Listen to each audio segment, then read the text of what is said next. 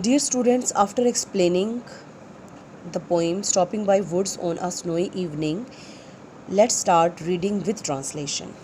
Stopping by woods on a snowy evening. Stopping means रुकना. By woods जंगलात में. On a snowy evening एक बर्फ से ढकी हुई शाम में. Whose woods there are, I think I know. His house is in the village though. He will not see me stopping here to watch his woods fill up with snow. My little horse must think it queer to stop without a farmhouse near. Between the woods and frozen lake, the darkest evening of the year. He gives his harness bells a shake to ask if there is some mistake.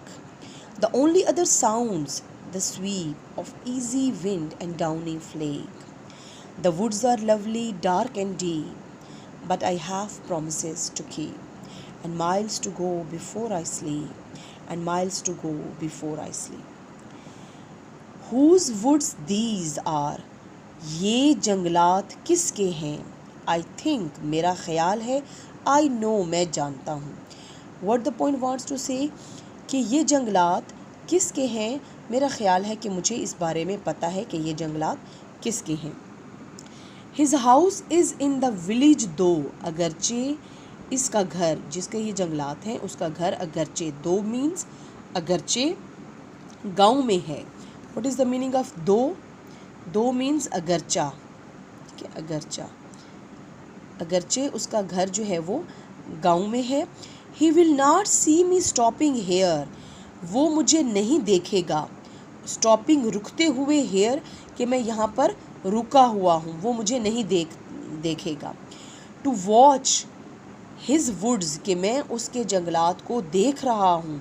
Fill up with snow बर्फ़ से ढके हुए जंगलात को देख रहा हूँ.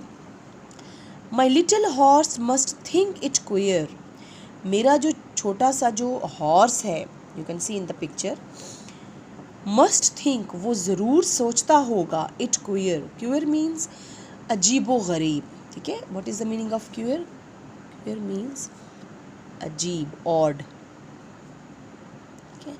उसको ये बहुत वो सोच रहा होगा कि ये बड़ी अजीब सी बात है. कौन सी बात? To stop without a farm house near, कि किसी ऐसी जगह पर ठहर जाना. Without a farm house near, जिन जंगलात में किसी ऐसी जगह ठहर जाना जहाँ पे नज़दीक कोई फार्म हाउस भी नहीं है. ठीक है. तो ऐसी जगह पर ठहरना मेरे घोड़े को भी बहुत अजीब लग रहा है. Between the woods and frozen lake, कहाँ पे? इतनी between the woods and frozen lake कि ऐसे जंगलात और फ्रोज़न लेक. फ्रोज़न मीन्स बर्फ़ से जमा हुआ. लेक मीन झील, कि ऐसी झील जो कि बर्फ़ बन चुकी है, जो जमी हुई है. ऐसी झील और ऐसे जंगलात के दरमियान में बग़ैर किसी फार्म हाउस के होने के ठहर जाना मेरे घोड़े को भी बहुत अजीब लग रहा है. The darkest evening of the year, और ये जो शाम थी ये साल की सबसे डार्केस्ट इवनिंग थी. And when we have the darkest evening of the year, we have the darkest evening of the year in December. दिसंबर में आई थिंक 28 दिसंबर होती है आई थिंक. तो that evening is called the darkest evening of the year. He gives his harness bells a shake. He, now he is not talking about the poet, and he does not uses this pronoun for the man who is sitting on the horse, but this he is using for the horse. He gives his harness bells a shake. वो अपनी ज़ीन जो होती है उसको एक झटका देता है. देखिए घोड़ा है ना, ये है इसकी ज़ीन है, तो ज़ीन को एक झटका देता है. ठीक है. टू आस्क, ये पूछने के लिए, if there is some mistake, कि कहीं आपसे कोई गलती तो नहीं हो गई. The only other sounds the sweep, और दूसरी जो आवाज़ें आ रही थी वो किस चीज़ की थी? The sweep of easy wind and downy flake. वो किस चीज़ की आवाज़ें थीं? वो थी तेज़ी से गुज़रती हुई जो हवा थी, जो कि बहुत तेज़ी से गुज़र रही थी, इसकी आवाज़ थी। And downy flake, what is the meaning of downing flake? Downing means जो बर्ड्स के, जब न्यू बर्ड ग्रोन अप हो रहा होता है तो उसके जो फीदर्स होते हैं, पर होते हैं नरम मुलायम से। फ्लेक मीन्स बर्फ़ के तोदे। तो जो आवाज़ें थीं वो किस चीज़ की थी? एक तो हवा के गुज़रने की आवाज़ थी, और दूसरा जो बर्फ़ के तोदे ऐसे गिर रहे थे जैसे कि परिंदों के पर गिरते हैं, इतनी आसानी से वो गिर रहे थे। ठीक है, तो जो बर्फ़ के तोदे थे या जो बर्फ़ दरख्तों पर थी वो ऐसे गिर रही थी जैसे कि परिंदों के पर गिरते हैं। सिर्फ इन चीज़ों की आवाज़ आ रही थी। The woods are lovely dark and deep, जो जंगलात हैं वो खूबसूरत हैं। डार्क मीन्स घने, एंड डीप, डीप मीन्स घने, अंधेरा हो जाता है ना बहुत। When you have a deep woods, जब घने जंगलात हों तो वहाँ बेसिकली अंधेरा भी होता है। तो ये जंगलात बहुत खूबसूरत, बहुत प्यारे, अंधेरे और बहुत घने हैं। But I have promises to keep, लेकिन मैंने बहुत से वादे किए हैं, टू कीप जो मुझे निभाने हैं।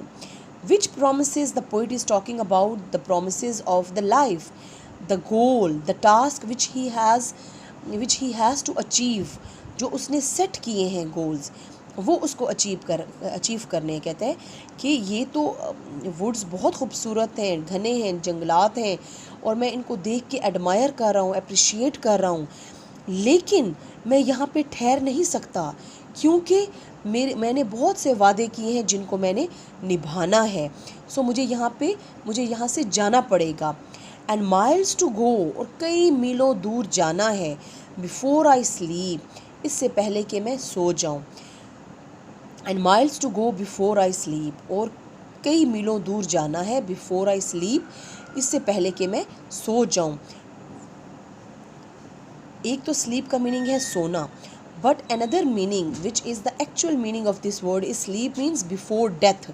तो बिफोर डेथ से पहले मेरी लाइफ में इतने टास्क और गोल्स हैं, या I have a lot of responsibilities related to myself and related to my family, जो फैमिली से भी मैंने कमिटमेंट की हैं। I have to fulfil that commitments, तो मुझे वो कमिटमेंट्स भी पूरी करनी है before my death.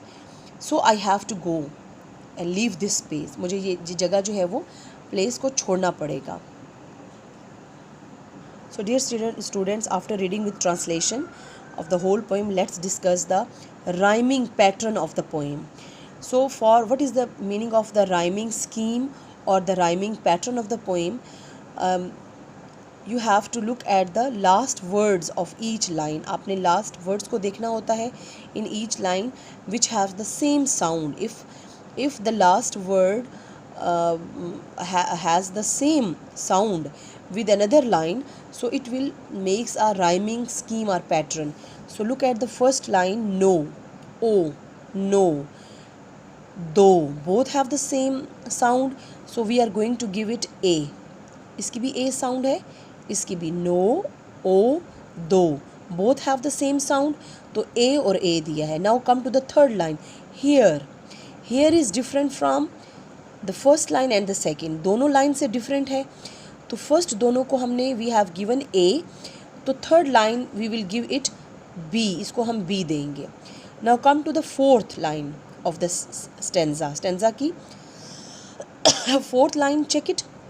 Snow, no, though, snow. It means first, second and fourth line has the same sound. तो जो हमने फर्स्ट टू लाइन्स को हमने जो अल्फ़ाबेट दिया है, जो लेटर दिया है, वही हम फोर्थ लाइन को देंगे. A B and then A. Now check the whole poem, the second stanza, third and fourth stanza, and you have to okay, I explain first two stanzas and then I will give you the task to write the rhyming pattern of the last two stanzas. Now look at the second stanza, queer. Check from the previous lines whether you have this sound in the first stanza, queer. Here, queer, yes, we have. Look at the third line. Third line में here था and queer, both have the same sounds, तो जो third line को हमने दी है वही हम दे देंगे सेकेंड लाइन की फर्स्ट स्टैंजा को, B. Now come to the second, rhyming pattern same ही आपका फॉलो होगा।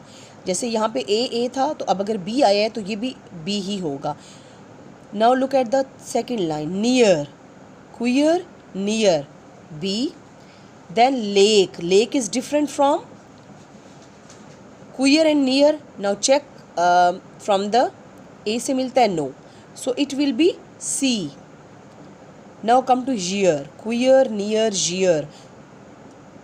The three words have the same sound, so we will give it B.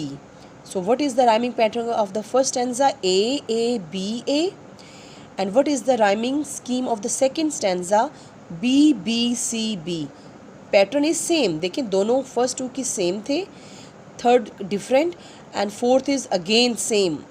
तो इसमें भी second में भी यही है, B, B, C, B. Now this is your task to write the rhyming patterns of these last two stanzas and send me in my inbox. Thank you. Allah Hafiz. Take care.